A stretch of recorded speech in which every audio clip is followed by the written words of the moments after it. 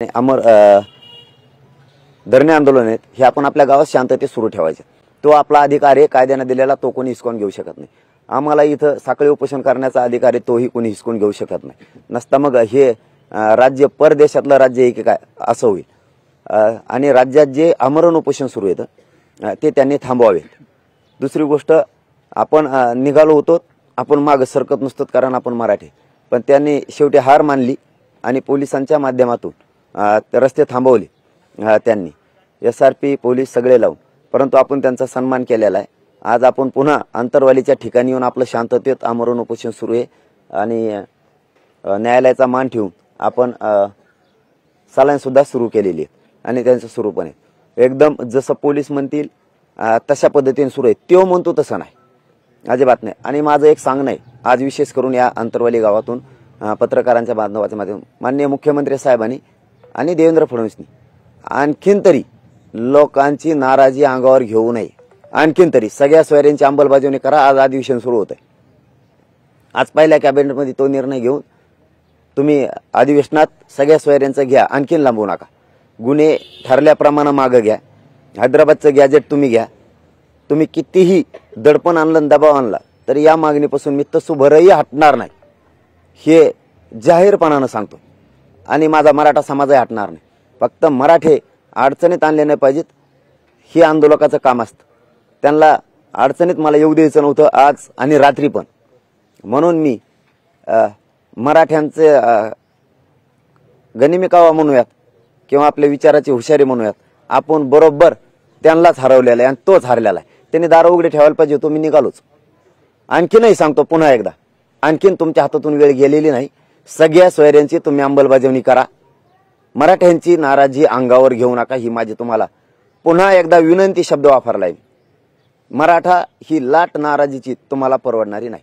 आणि माझ्या उपोषणाबद्दल मी आज 5 वाजता आमरण उपोषणाबद्दल गावकऱ्यांना बोलून घेऊन, गावकऱ्यांशी चर्चा करून, मार लागलेल्या माता माऊल्यांशी चर्चा करून मी आज 5 वाजता निर्णय घेऊन पुढील काय विषय त्याच्याबद्दल निर्णय घेणार आहे।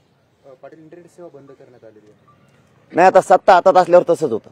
इंटरनेट सेवा बंद होणार, पेट्रोल पंप रात्री डिझेल बंद होते। आमच्या गाड्या पेट्रोल पंपावरच जवळपास 2,500-3,000 गाड्या आमच्या पेट्रोल पंपावर लटकाल्या होत्या।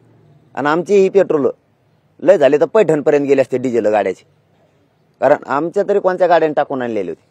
आम्ही अचानक निघालो होतो, त्याच्यामुळं आमचीही काही तयारी नव्हती आणि लोकांचे खूप हाल झाले असते। लोक पायी चालत होते, इथून तिथपर्यंत भांबिरेल जाऊस तर रात्रीचे 8 वाजलेले आहेत आम्हाला। म्हणजे लोकांचा विचार करावा लागेल।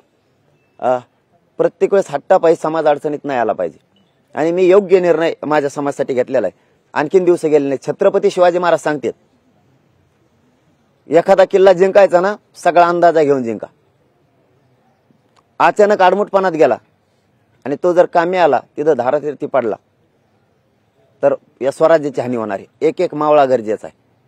तोच मावळा जर कामी नाही आला, धारातीर्थी नाही पडला, तर तोच मावळा थोडं पुढं मागं पुढं सरकून किल्लाच जिंकून दाखवे। तसे हे मराठी पुन्हा किल्लाच जिंकून दाखवणार आहेत। वेळ काळ ओळखायला लागतो आणि शहाणपणाची भूमिका घेऊ। काल तुम्हाला वेळ काळ लक्षात आला नाही का? मग काल तुम्ही जी अशा पद्धतीची भूमिका घेतली, त्यानंतर महाराष्ट्रातले अनेक लोक मुंबईकडे निघाले, त्यांना आता परत जावं लागलं। तुम्हाला काल वेळ काळ लक्षात आली नव्हती का ती भूमिका घेताना? त्यांनी दरवाजे उघडे ठेवते ना। आणि लोकांची काय चूक आहे? 16 दिवस झाले इकडे लक्ष द्यायला वेळ नाहीये। लोकांची काय चूक आहे? वेळ काळ त्यांनाच लक्षात यायला पाहिजे होतं। आम्ही किती वेळेस ऐकायचं? न्यायालयाचं ऐकलं, आम्ही सलाईन घेतल्या, तुम्ही रात्रीत निर्णय बदलिता। कस काय वेळ काळ ऐकायचे? आम्ही कारण बी सांगतो लगेच तुमच्या प्रश्नाला। न्यायालयाने 13 तारीख दिली होती, अचानक 22 घेतली। गुन्हे शांततेत रस्ता रोको झाले पाहिजे, झाले का नाही राज्यात? गुन्हे का दाखल केले काल? मग काय वेळ काळीचा विचार करावा? आणि आम्ही आमच्या पद्धतीनं योग्य शांततेत चाललो होतो। कुठं काही केलं का? आम्ही नाही केलं। मुंबई हक्क नाही का आम्हाला हक्क मागायला जायला? तुम्ही दरवाजे उघडे ठेवले, आम्ही निघालो। तुम्हाला अडवायची काय गरज मग? आणि आम्ही वेळ काळ ओळखला ना, पुन्हा लढू ना।